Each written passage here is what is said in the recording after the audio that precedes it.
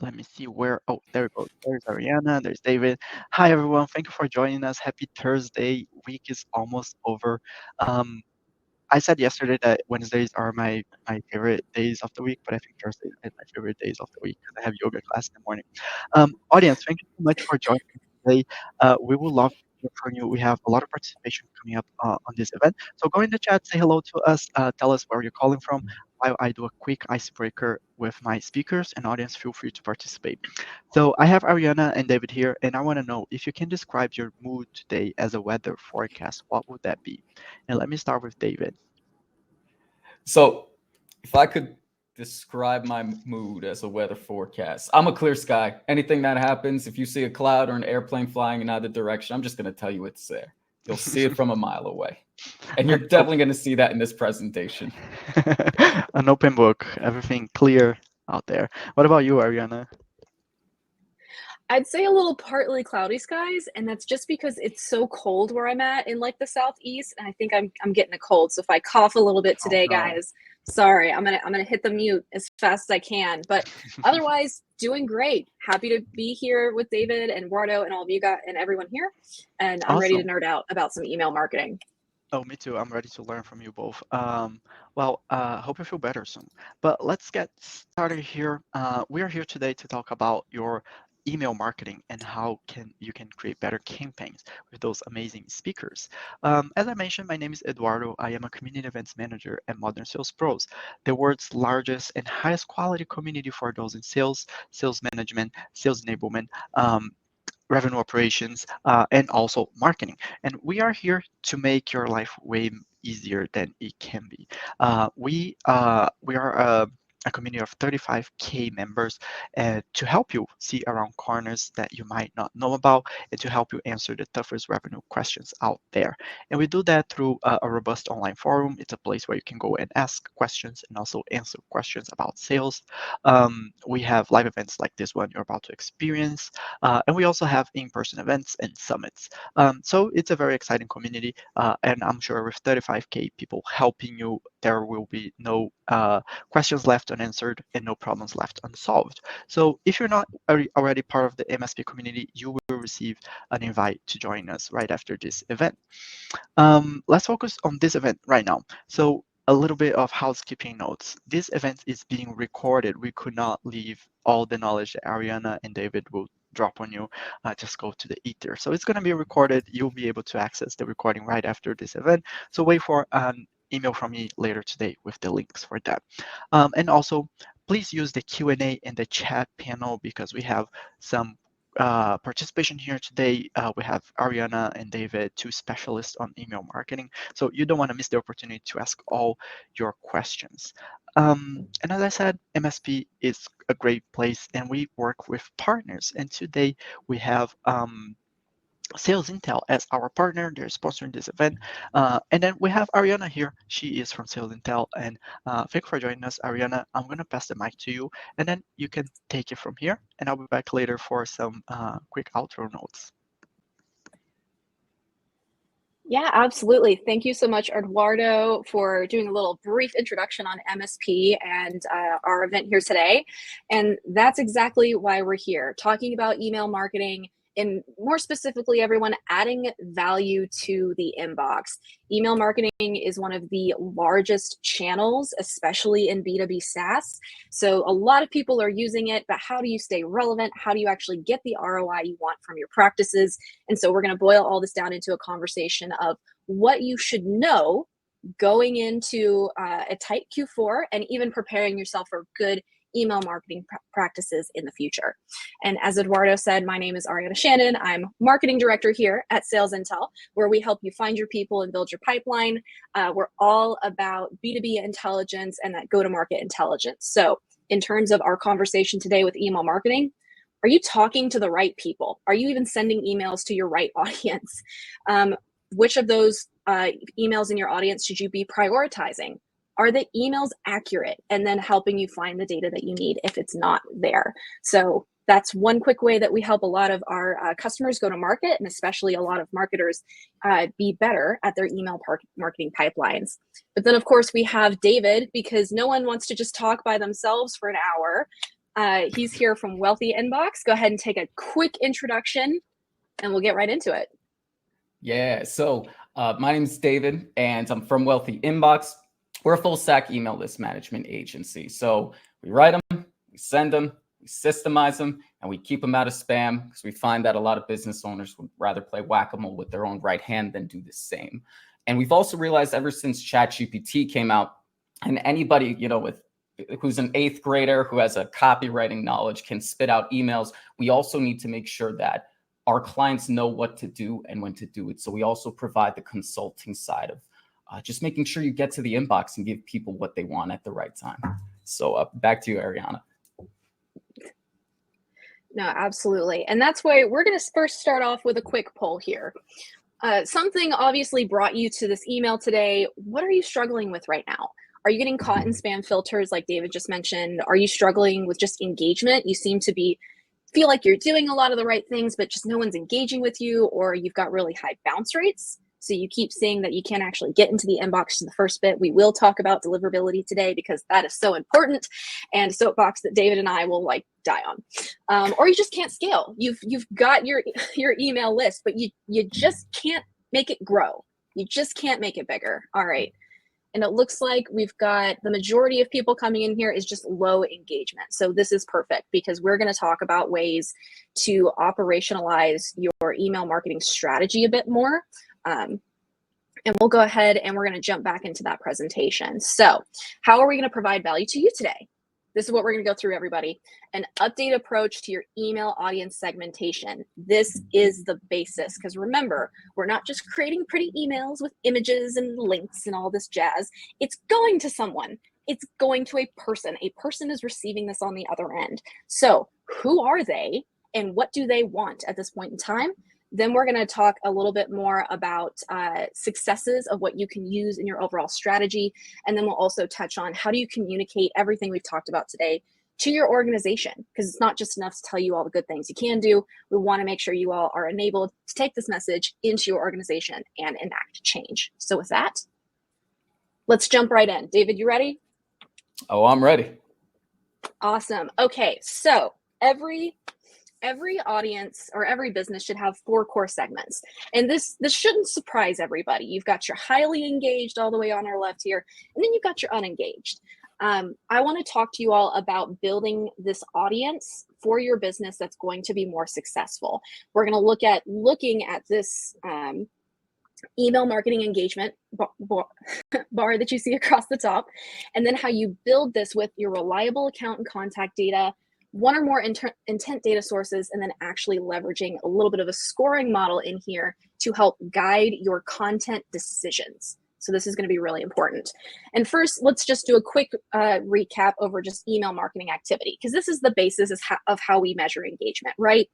Over on your highly engaged bar, which is probably your smallest audience, depending on where you're at in your journey. These are people that have engaged with you over 0 to 3 months. They're opening, they're clicking, they're engaging. You can use this audience for a lot of things. Then you have your medium engaged audience. So maybe they've engaged with you in the last 4 to 6 months. So they're paying attention, but maybe they're just not as interested. And this is probably where the bulk of your audience is going to be. Next, you have your less engaged audience. This is so they've only engaged with you in the last 7 to 12 months. Maybe you did one thing that was interesting to them a while ago, but they've not come back since. They're only going to engage with you for a little bit. And this is where you start getting into your deliverability risks. And especially when you get into unengaged, where they've only engaged with you once in the last year. This is your high risk audience. So you can see we've gone from the nirvana, the golden ticket audience, all the way to, oh my goodness, we should be very aware of when we choose to send to these people, because in all these softwares that we have, when you see the send to unengaged checkbox, you got to be aware. Sure, it's easy to click a box, but do you know what you're actually going to be involving yourself into when you do that? Simple actions have larger consequences, and especially in email marketing, this is where it's a challenge, because those small choices can have larger impacts on your business. So one area we're looking at, email marketing activity, everything we're pretty much familiar with. But then there's this other side of the picture that a lot of people consider. Now, we usually look at this when we're talking about other areas of marketing or other areas of our business. Creating an ICP, or your ideal customer profile, whether this is contacts, prospects, recruits, whoever it is you're targeting. These are your ideal targets for your business. This is exactly who you want to talk to every single time. Then you have the idea of intent data. Give me a shout out in the chat if you know what intent data is. If not, we can ask, or we can talk a little bit more about in the Q&A, but I'm going to keep chugging along. Intent data is essentially that timing bit. Who is more apt to have a conversation? Who's further along in their journey? And especially with a lot of consumers now only raising their hands when they're about 80% way through their journey, this becomes more and more important. So in other areas of the business, we can look at this as, okay, who's a fit, who's showing intent, and that becomes our red hot. That's your upper right quadrant. Then you have all the way on the bottom left, your no activity, not good fits. And those are also people you'll engage with a little bit too as they come through your inbound. And then you have these opportunistic flows.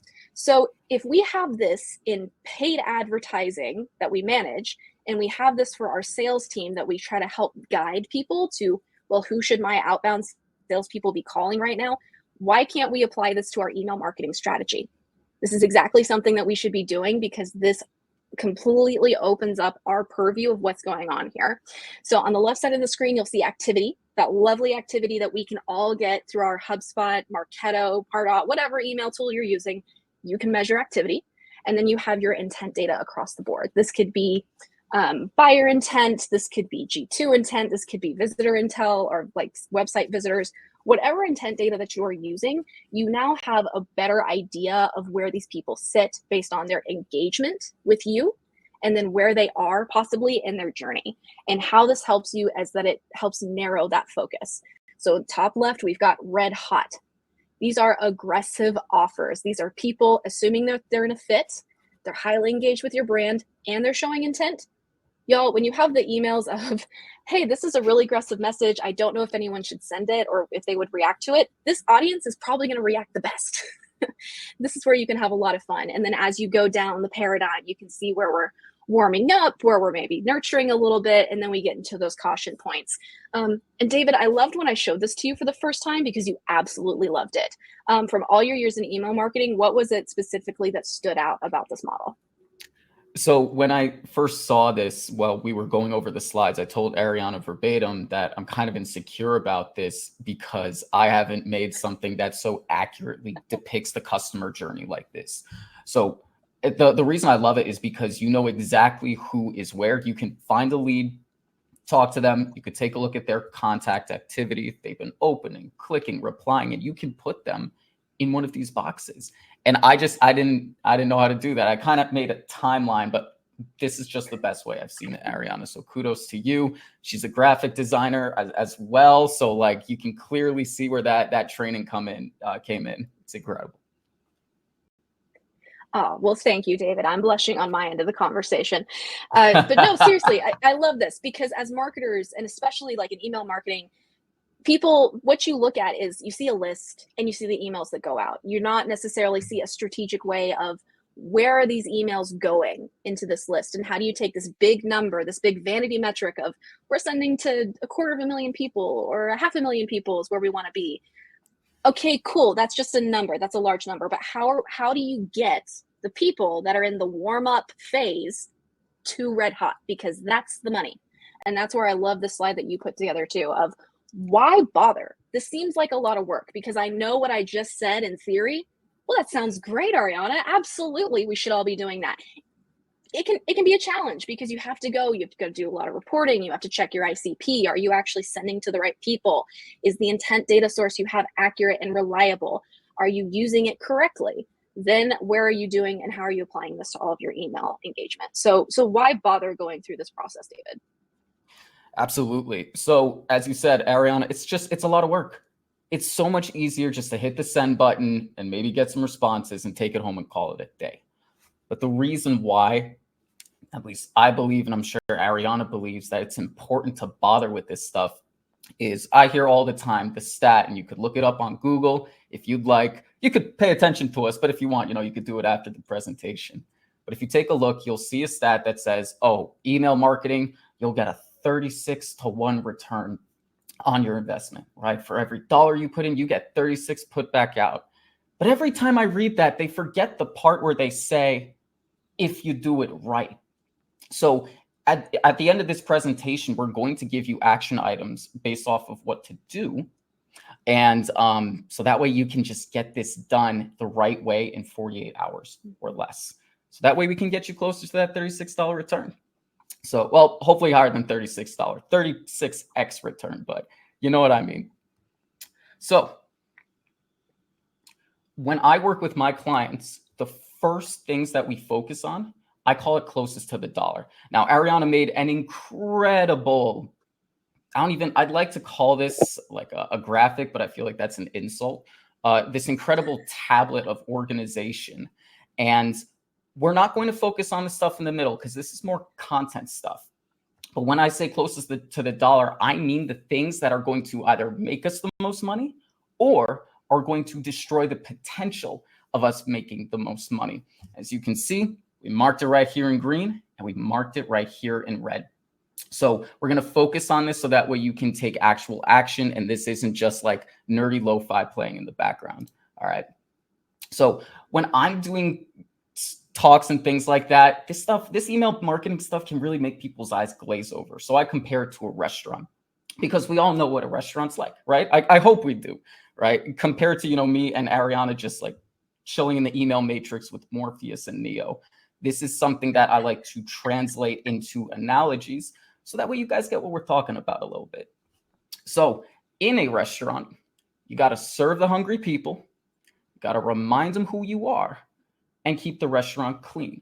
Now, I don't own a restaurant, but I'm guessing this is probably what you have to do. If any of you are restaurant owners, send me an email after. Okay. So the first thing we have to do is serve the hungry people. These are people who are already sitting at the table and they have the menu, right? This is our super high intent, super highly engaged audience. They just need someone to walk up and say, ready to order? That's it. These don't have to be, I started off as a copywriter. This doesn't have to be a Gary Halbert X, one-page email detailing their problems. No. All you got to do is ask like, hey, you've been sitting at this table. You ready to eat? All right. You send a short, simple message and the call to action can just be reply to the offer. All right. And when you find people who are, maybe they have more medium intent, but they're highly engaged, you might want to say, hey, you might want to act on this now because, or if they have, a higher intent, but like a lower activity, you might want to say, hey, do you still want this thing? So, and, you can use those interchangeably. But for the sake of you actually getting that 36x return in the next 48 hours, we're going to focus on the short, simple message with a simple, I keep saying simple because it really is a simple call to action with a reply to the offer. All right. Something that'll look like this. Okay. I ordered pizza and I'm an Italian New Yorker. So you're going to hear a lot of pizza and a little bit of an accent there. So it's going to come out, just warning you. So you can just send an email that says, hey, first name, I'm looking to help a few, whatever people call themselves this week, who are looking to fix a problem. And you want to use, don't use a problem that you came up with. Take the words that they've been saying on their sales calls and their testimonials, and you copy it and you paste it right in that email.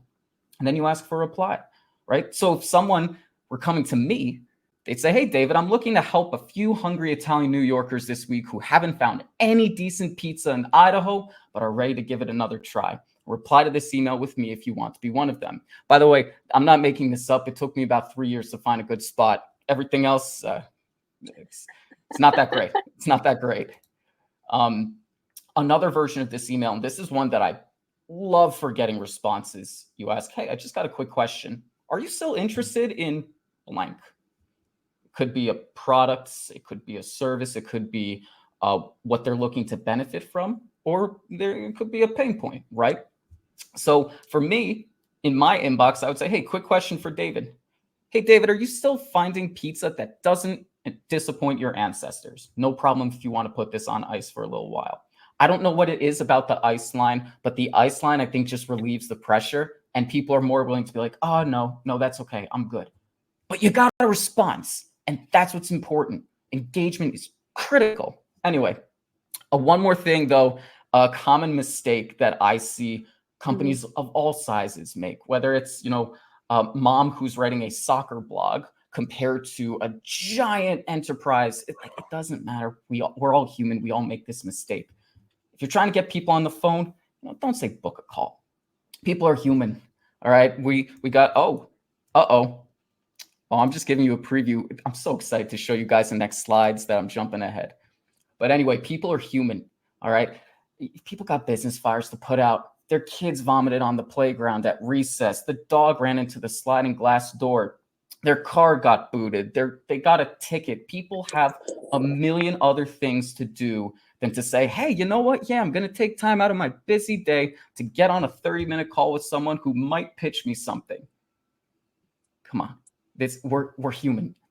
Okay, so rather than say, hey, book a call for me, schedule a demo of my software. If you were coming to me, you'd say, hey, David, would you like to reserve a one-on-one pizza location consultation? And I'd be like, yeah, I want to reserve my one-on-one pizza location consultation here, because now it's about me. Now this is about what I want, because I want to find some good pizza in Idaho, and I don't want it to take me 3 years. All right, I'm moving back in December, but still, it's been a saga. So you see what I mean? This is about them, not about you. So don't say book a call. Like, try to be a little bit more human. Make it in their best interest to click that link and talk to you. Sweet. And that's so where now that, yeah. I'm gonna take us back for just a second, David, because what you just said can be scary, especially for marketers, because we think of email as we are announcing things, we're broadcasting things, but there is that handy reply button. And I love this because we had talked about this earlier, of email marketing is actually a two-way channel. So when you're getting people and you're doing the book now and their Quest demo, and I know I'm guilty of it too, it's a change in that positioning. So we've got a couple people in the chat asking about content. It's making it valuable to what they want. It is putting it specifically into what they want. And yes, your CTA could be really long and look bulky, but you also saw in those examples, those were simple text examples. Marketers, everything we do doesn't have to be an HTML send.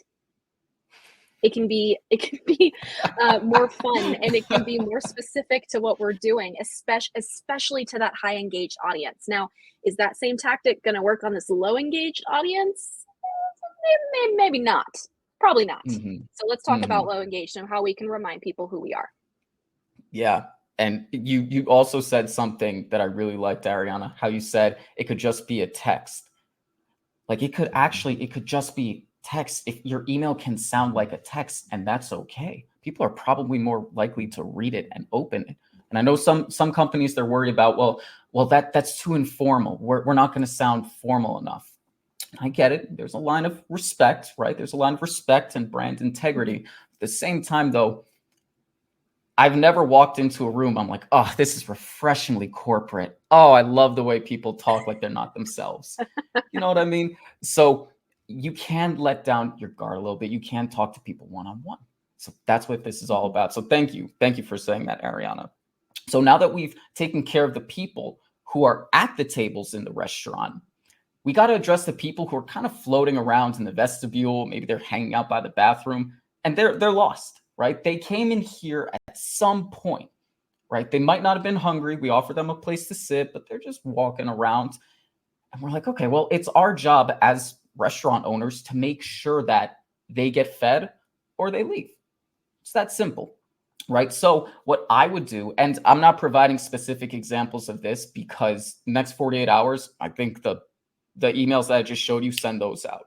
But a general example of what this would look like is, hey, first name, I've noticed you've been opening some of our emails, or I've noticed that you've been on our list. You haven't been opening a lot of our emails. Remember, we're X. You signed up for X so you can learn how to, or you can solve. And going back to the pizza example. So David, you subscribe to us because You want to learn how to find pizza in Idaho, hold a straight face when people talk about how good Olive Garden is, and go home with a great story of how you found pizza in 3 days instead of 3 years, right? And then at the bottom of that, I would say if you're no longer interested, you can hit unsubscribe right here or reply right here and we'll remove you. You might be like, David, why do we want to get rid of people? Well, it's simple. There's people in the restaurant hanging out who don't want to be there. One, they're crowding out space for people who do. Two, we're going to get into a little bit of, getting into the inbox and staying out of spam. That's a huge part of that. So just hold on to that thought. So don't blast the list, right? You guys are a restaurant. There's waiters and waitresses and waitstaff and patrons, right? This is a two-way conversation. It ain't a vending machine. And I think a lot of us, it's so easy just to go, all right, just put out the same thing for everyone, give everyone the same customer experience. It's less work. I know this segmentation and actually serving people, it can be boring. It can be very not fun. Oh my gosh, Monday morning, rain, last thing I want to do, boring. But that's okay, because the boring stuff usually is the stuff that gets a high ROI. So don't be a vending machine, be a restaurant, okay? So finally, we're going to talk about keeping the restaurant clean. So everyone, I want you to imagine, inside your brain, I want you to imagine there's a big table in the middle of your restaurant, all right? And there's pizza on top, not Domino's, real pizza. And there are people at the table, they're smiling, they're laughing. But when you take a look at them, you see that half the table are policemen and women, okay? The other half of the table are health inspectors. And there's one person at the head of the table, and it happens to be the mayor of the town that you have your restaurant in. So these people, I use that analogy to say, like, this is Google, Outlook, Apple Mail. These people want to see that you're running a great establishment, okay? So when you are running a great establishment, they want to see waiters and waitresses, happy customers, great food, people moving in and out, just an incredible time for everyone, right? This is the stuff, treating people like people and giving them what they want and having them engage with your restaurant. This is how you get to and stay into the inbox. Yes, there is a technology side to it. I know I could talk about that for a while, but honest to God, I've seen some of this technology stuff set up and people are still going to spam because they're ignoring the behavioral side of things and how you want people to act in your restaurant and how much fun you want people to have, right? So if you move your eyes down to the bottom of the screen, you're going to see this bar right here. This is my Vincent van Gogh Starry Night as far as computer graphics. I don't do any better than that. That's it. It's gorgeous, David. Oh, thank you. I figured out how to do the gradient too. It only took me 10 minutes. But if you take a look, here's what you want people doing inside of your restaurant. Number one is replies. All right, we've already given you some templates on how to get people to reply. But man, if you want to make the mayor, the policeman, and the health inspectors happy, they just want to see people talking to each other. Because Google, Outlook, and Apple Mail, they want you to stay on their platforms for longer. And if you're having conversations with people, and the conversations aren't, get out of my inbox, you spammer. If you're having those conversations with people, Google says, hey, wow, they're actually being an engaging individual. They're sounding less like a marketing list who's blasting everyone out and more like a human being that's sending emails back and forth. We like that. So they want to see replies. They also want to see clicks. They want to see people looking at the menus, right? They want to see people who are interested in asking questions from the waiters. So if you do send people blog posts, if you send them content, make sure it's actually worth clicking, right? Give them a hint to it, right? Kind of tease the content a little bit, right? It's kind of like if someone shows you the special of the day and then they add, and there's a secret ingredient on the ends. Like, oh my gosh, what is that? And they're like, I don't know. You're just going to have to order. That's what content teasing should look like. Sometimes people write a blog post And they say, David, no one's clicking on my blog post. And I look at the email and it's the entire blog post. I'm like, well, then they've just read it. They don't need to click it. They've just read it. So as far as, getting people to engage, click, tease it a little bit. Same thing with the pizza location reservation. I think that's what I called it. I don't tell people exactly what it is, but I still get them to click it. Okay. Are we still following? This stuff can get a little heady. I'm still trying to keep it in terms of the restaurant, but I'm going to look in the public chat. So that way I'm not just like talking to a wall here. It's making sense, David. At least when we've talked about this, because when we get into email lists and sends and bounce rates, it can be difficult. And that's what we're here to talk about right now, is just the strategy of your email marketing. Because if you have a solid strategy, you will find a way to make it work. There are umpteen technical experts and guides out there for you to go look at. It really just comes down to your strategy of what you have in here. And I love what you talked about and I've said it before this way: don't give away the punchline. It's about timing. So if you're sending an email with the punchline in it, like I once saw an email from someone a long time ago. It's like, here's 5 things to do, whatever. It's like one of those listicles. And they listed the 5 things in the email. Like, great, I'll have to click. I saw what your 5 things are. I can now make my assumptions, move on with my day. Don't go to the punchline a little too early. The other thing I would say on keeping your restaurant clean, David, is and at least keeping your email marketing list clean.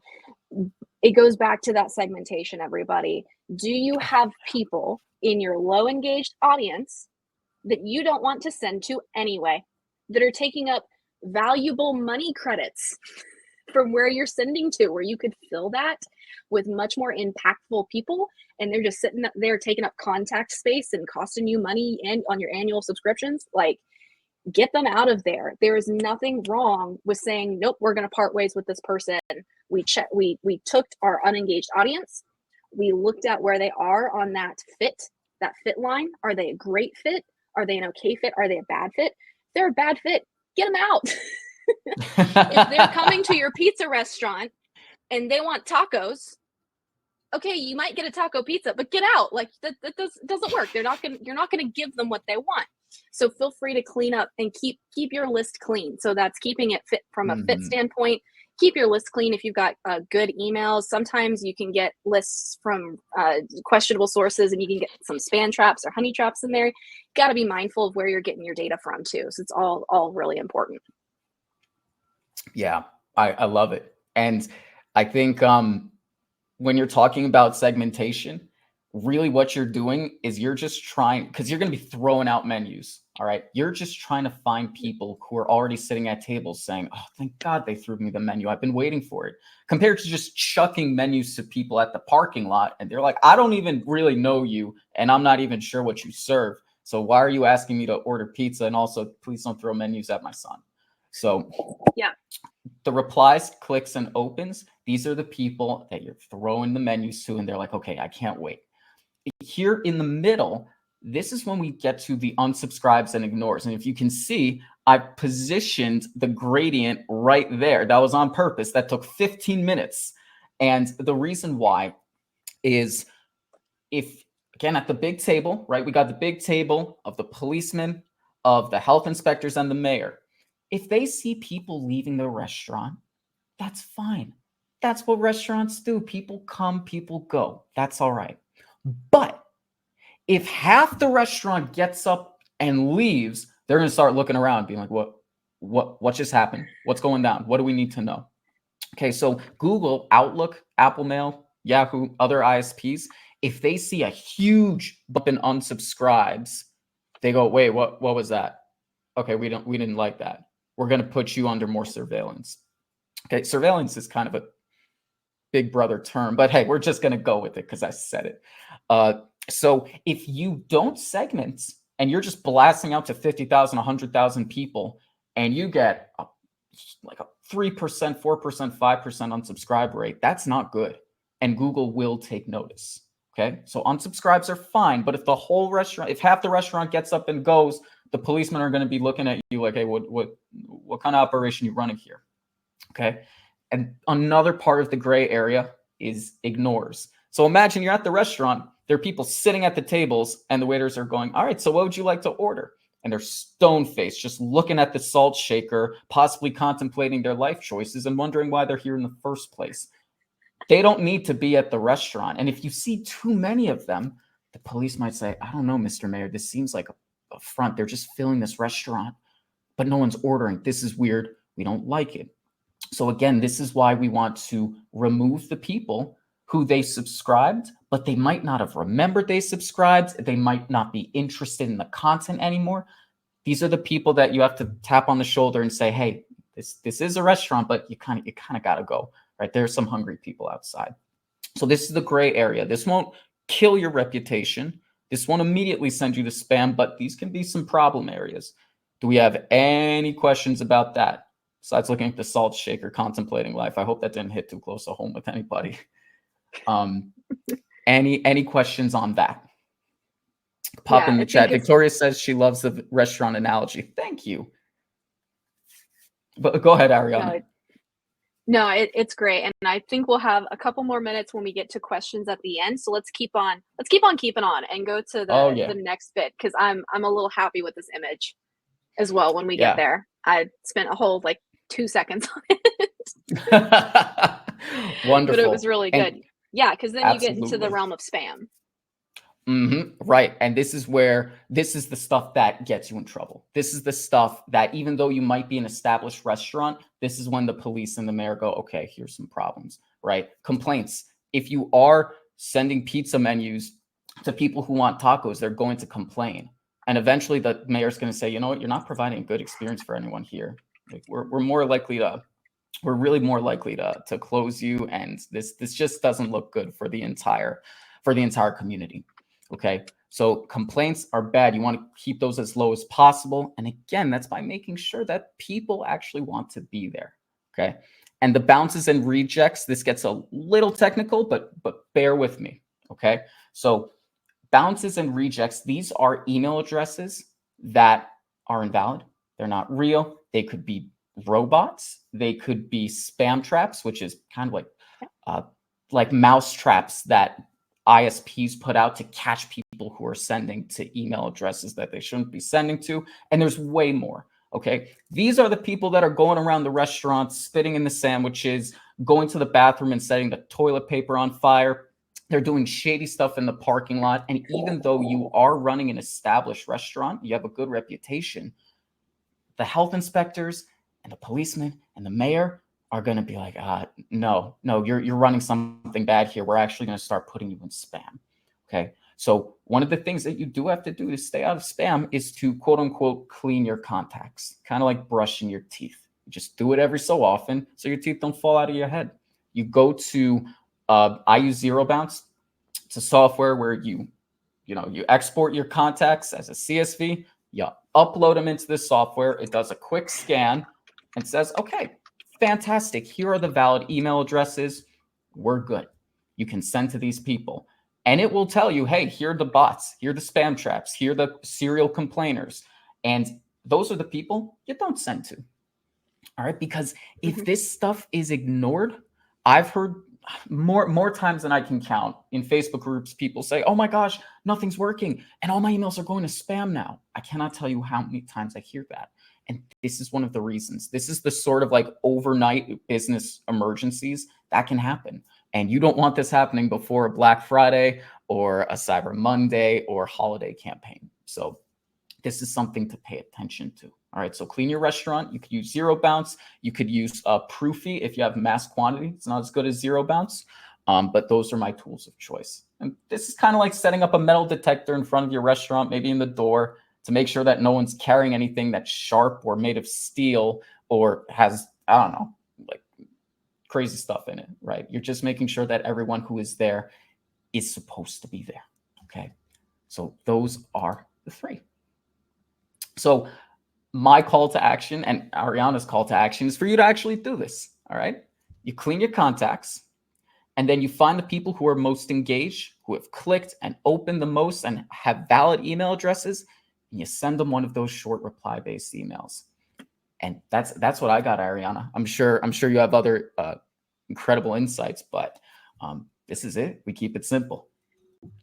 No, absolutely. It is all about the keeping it simple. So it's again going to that closest to the dollar, your high engaged, high intent bucket of your quality information so you can send those kinds of replies. And then also cleaning up your contacts. If you're going to go through and you're checking out like, hey, what's actually a good email or not? Well, then you have to go the extra mile of, okay, but what's the right email? What's the right email? How do I replace this and how do I check it and actually keep it up to date? And that's where partners like Sales Intel and others can also help you do this by putting your list in. You can check it, anything that's missing. We also offer a service that's research on demand.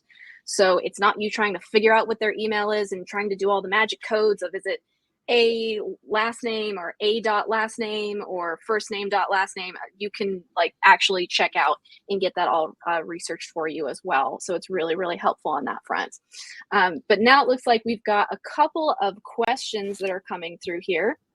So we're going to switch over to our Q&A bit. We've got a couple of questions and some time left. So let's go ahead and jump in. So we'll go to the top one here. So we had a question from Kurt come through. I would first like to know best practices for doing SWOT. So like doing a SWOT analysis. Okay. What are your thoughts on that one, David? So I'm all about conversations. The best thing you can do is go to a conference with that company and sit down and have a beer with them. Just talk to them and figure out, hey, what do you guys do? Oh, what sort of struggles have you been there? In my company, we're dealing with this, this, and that. And although that is not, that's not the comprehensive like research answer that people want, I think that you can't understate the words out of someone's slightly tipsy mouth. So yes, you can run surveys, you can run polls, you can take a look at their social media content, analyze their customer base. That's what I would do. But when I interview my clients, this is a little different than your question, but when I work with my clients, I interview their clients. I want to know what's coming out of their mouth.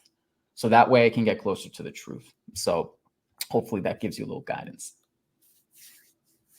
No, absolutely. Because whenever you're trying to figure out what's working and what's not, I love where you came from that point of the answer, David, which was the content and what are they actually caring about. But also I want us to look introspectively for just a second. You're running campaigns. You see the activity, you can see the data that's there. Is there something you're doing right now that's not working? By not working, you've got low email opens, your clicks are not good, and you think it's the best thing ever. Why aren't people engaging with this? This should be amazing. Just be objective. Be honest about what you're doing. Even if you think it works really well, if the content feels spot on, but you're not seeing that engagement, something's missing there. And that's where you can engage in those conversations. So that's where it's looking at your analytics, making sure you've got the right audience, and then just taking into account what is it that people are actually looking for. And again, so not a clean answer of, hey, step 1, step 2, step 3, but it's a little different for everybody. Everyone's in a different email marketing journey. They're in different domain reputation bars. You got to look at where you're at and create a plan of attack from there. Yeah. Data is brutal, man. It will tell you if something isn't working. And I mean, Ariana, you and I we've sent out emails or we had strategies and we're like, this is going to be amazing. We sent it out, crickets. Or we'll throw out something and we're like, okay, let's just test this. I mean, this is probably not going to work. We like this idea better, but let's just throw this out. And then that one performs leaps and bounds beyond anything we could have imagined. So there is a lot of trial and error and looking at the data and just, kind of walking through it as a toddler would, right? You just keep taking steps. If you trip, you pick yourself up and figure out why. Mm-hmm. Absolutely. Mm-hmm. All right. Looks like we got another question in here from Amanda. Been very active in the chat. Hey there, Amanda. Her question is, do you think asking for feedback on emails you send is worthwhile? And then she said some newsletters I've seen have a rate this newsletter at the bottom or something like that. Okay. So do you want to answer this or you want me to take it? Yeah, no, go ahead. Yeah. So when you say, Amanda, asking for feedback, is it worthwhile? Well, what are you optimizing for here, right?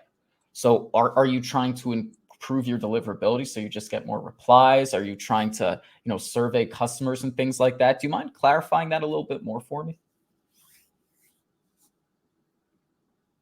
So I'm gonna play the Jeopardy theme in the background. Survey, awesome.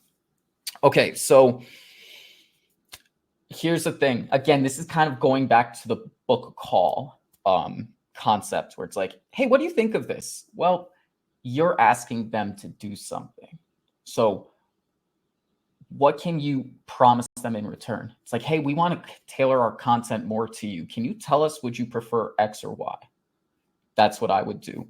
I would also, this is a little trick that I really like to do that I'm going to be doing a lot this Black Friday, where you take the people who are the most engaged, right? The people who are sitting at the table with the menu in hand, and you say, hey, you've been a great patron. We've seen you here a long time, and we really value your opinion. We're not asking other people this. We want to ask you this. Ask the question, make them feel special, and then you reply. So yeah, if you're trying to get customer information, I think bribery and flattery is the best way of doing it. Awesome. All right, I'm going to keep us moving on these questions. Yep. We got another question from Jeff. When you're sending out an email campaign to gauge interest from an ice cold leads, ooh, okay, so we're in that unengaged bucket. How much copy or collateral should you include in the first email? I'm gonna jump in on this one real quick. First of all, it's an ice cold list. So you're sending them something. First of all, what are you sending them? Because it doesn't matter how much or how little is in that email. Why are you engaging with that audience? So in terms of how much content do you put in there, I'd say it's more important what content are you putting in there. If it's an ice cold list, it needs to be some kind of value add. This is where you see, again, we go back to that paradigm. You don't send that people the hot offer. Maybe it's content. Maybe it's a value of, do you want to continue to send emails like this? Hey, we've got a webinar happening. Do you want to come learn a little bit? But I would reframe that to look back at what you're sending that audience and what your motivation is for sending it to that audience. Mm-hmm. When I warm up ice cold lists, I just say it's time to update your email settings. And I'll be like, time to update my email settings. And you open the email, you reintroduce who you are and say, if you're not interested, you can unsubscribe right here. But if you are, we have X, Y, and Z for you. Just hold tight and we'll send more emails, right? We're not even throwing the menu at them. We're just asking them, hey, do you even want to be in this restaurant? So that's how I usually cut it up. And it's a process. You don't just blast a bunch of ice cold leads. That is a one-way ticket to Spamsville. You got to cut that stuff up. So yeah. Yeah. And even when doing that, I love what you're saying, David, of cutting that up. You're really talking about taking that unengaged audience and putting it into buckets. So that way, while you're testing that, it's not going to send up that huge unsubscribe flag that make all of your policemen and health inspectors go, what? Something fishy. What's going on here? So it insulates you while still trying to gauge what you're doing. It's a really, really good best practice there. All right. Another question we have in here. Let's see. Got from some in the Prashant. chat, some in the Q&A. Yep. Okay. I represent a management consulting company who helps large global product company in their globalization journey via center set up with services in their countries. How should we write an email or do email marketing? All right. For that one, Prashant, I would say start with your email best practices, understand your audience, because I think you're starting to go down the content component.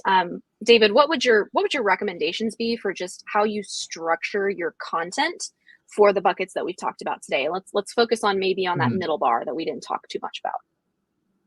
Yeah. Customers they can be problem aware, they can be solution aware, and like you're solution aware, right?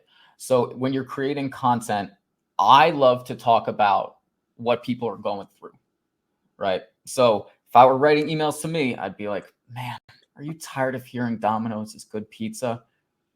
So relating to people, getting on the same level and talking about, I don't know what sort of things you would be selling or who you'd be selling them to, but you'd be talking about what you see in the industry and how it's plaguing people. And you could even ask them, reply if this makes sense, or what else have I missed, right? So you can do the problem aware content. The solution aware content would be like, hey, did you know that this ideal client has been using your solution to do X? Yes, it's true. And you can have testimonials and things like that. So they see, oh, wait, there's actually hope. Like maybe, David, you just need to ask the right person. They'll take you to Johnny Bronx and that they make the pizza with New York water there. I didn't know that, right? I was in more of the problem aware phase than the solution aware phase, where I could have just asked somebody who knew what they were doing, right? So that's how I go about creating content. I also love just taking sales calls and taking the stuff people say and then going, great, let me just write that into an email, because people then feel understood because you're taking what they say. So hope that provides a little bit of clarity for you. No, absolutely. And again, talking to sales, David, marketing, sales, one team, one, oh my gosh, hopefully at the end of the day, email marketing strategy. Mhm. What we're doing on the email marketing side also needs to support the sales side. And again, a whole kind of technical soapbox I can get into, but we're going to move on to the next question, which comes from Brian. I mean, hey, if you've had a funny story, I'd love to hear about that in the chat. Well, I'm just kind of reading. Next question from Brian. How would you be able to determine if an email was the cause of a second sale for a returning B2B customer? Okay. Talking about attribution. Yeah. That is a fun game to play. It is never a perfect game, and you'll never truly know where, when, and why people buy. It's just, there's no 100% attribution rate. So for me, what I do with my clients, you could set up UTMs. Sometimes I will set up twin calendars. I will set up twin checkout pages, twin invoices. So one of them is for email, the others is for someone else, right? We use Hyros sometimes to track the ads, track the emails. So that way we can see where people are interacting with. Okay, they interacted with that checkout page. That's the email checkout page. Now, this makes sense in a B2B consulting company where there's like two products, right? E-com, you can't do that sort of thing. You would want to do that with Hyros or another ad tracking, link tracking software. Another thing you can do, if it's, you said it's a returning B2B customer, you can just ask them and say, hey, what made you come back? Was it an email? And people are probably going to tell you like, yeah, you had this hilarious email about pizza and I couldn't help it. So asking people too. No, that's a really important thing, because we forget. Again, it's a two-way channel. You can ask people, hey, how did you hear about me? And I think marketers, I know at least when I see those emails, I'm like, oh, they're actually trying to get some data. Yeah, I'll share the love. I'll tell you what's working for you and what worked for me here. Another way that you can look at doing this, and it zooms out of email marketing a little bit. So just let's go to a 30,000 foot view for a second. We talk about sales and marketing attribution. One way you can do this is looking at it from first touch attribution. So that's like your highly engaged audience. They came through, they clicked, and you see the path. They got the email, they replied, or they clicked up to the landing page, they filled out the form, and they went that way. Awesome. Easy to see where that came from. The other thing you can look at is the influence, because maybe they're in that middle bucket. They're a good fit, but they're not really engaged just yet. But sales has been working them, and they've been working that deal hard. And we got to give credit where credit is due. So they come through and they close that deal, but then they've been getting these supporting emails, and that's where that demo came from. Then it's a pipeline influence. So it's your all bound focus of your entire team looking together. Because as soon as we start looking at who gets credit, and it's like it's a polarizing black and white line, that's where you get into fights. That's where you get into trouble, and that's where it's very difficult. So if it's a first touch thing, that's a little easier. But then again, have these conversations, work on what works best, and that's really just a larger strategy of how to manage this. All right, looks like we've got time for maybe one more question. Ooh, here, we'll go to a technical one, David. I think you'll love this. This is from Lachlan. Oh boy. How do you determine a bounced email from a firewall blocking your email? That is a very, very technical email. But I'm going to go around it, and I'm going to say, if your email is blocked, period, sometimes emails don't bounce. They're just completely rejected by the server outright. They don't even make it off the ground. Either way, it's bad. All right. And it's not, unless you're like a super, if you're in the matrix with me and Ariana, great. Like, let's talk about like, you know, SMTPs and IPs and stuff like that. But if you're not, go to Zero Bounce, go to these list cleaning softwares, and just make sure that everything is clean. And also, there's no such thing as 100% deliverability. You are going to get some emails that bounce. There are going to be some server errors. That's okay. But just stay at that 99% as best as you can. And if you don't understand it, just use the services. So I hope that doesn't get too far into the matrix for you. No, I love it because I saw in your eyes the, ooh, I could go into all these technical bits. And thankfully, we actually we have an ebook about this. It's called Dear Email You Bounced. what happened? Like we want to understand in Oh there. my There's God. actually there's all these technical things where you can actually see the codes and get really particular as to what the reason was. Google actually has very specific codes you can look at and go down that rabbit hole should you have the time and really want to see it. So I've made a note for that so you guys can get that in your follow-up, because that's also going to be on that technical side, because sometimes you've got to clean the list. You're doing all the right things, but what the heck? You bounced. Yeah. And there's a lot of reasons that can happen. All right. Yeah. Well, and with that, Eduardo, I'm going to welcome you back to the stage just to close this out. Awesome. Can you hear me? Oh, all right. There we go. That was fantastic. Thank you, audience, for all the questions. I just dropped a link, Ariana, in the chat for the ebook for Sales Intel. And then if you like what Ariana and David told you today, there's a request a demo with our sponsor button right at the top of this page, so the Sales Intel team can get in touch with you later today if you're interested in learning a little bit more. Ariana, you have an offer over there on the screen? Yes, so we have an offer that's going on right now. With Sales Intel, you have unlimited credits and unlimited opportunities. So this is a way that we help go-to-market professionals just get the data that they need, because you shouldn't be limited by credits. You shouldn't be limited by what you're trying to do. You should be able to get all the data you need to make your email marketing work. So that's where you can join the revolution and get quality account and contact data, like email addresses for your contacts. They're in there, they get verified. And if you'd like to understand more about that, let us know and we can have a conversation later in the day. Awesome. Yeah, just click the request demo with our sponsor at the top of this page, audience, and you'll be ready to go. Ariana, David, thank you so much for all the knowledge you dropped on us today. That was fantastic. I saw the audience participating a lot in the chat, so that was amazing. Audience, thank you for your questions and thank you for your time joining us here today. I will see you next time, and wait for a follow-up email from me. You're going to get the recording and the resources that were mentioned in this presentation today. Ariana, David, we can go hang out backstage. Audience, thank you so much. Thanks, everyone.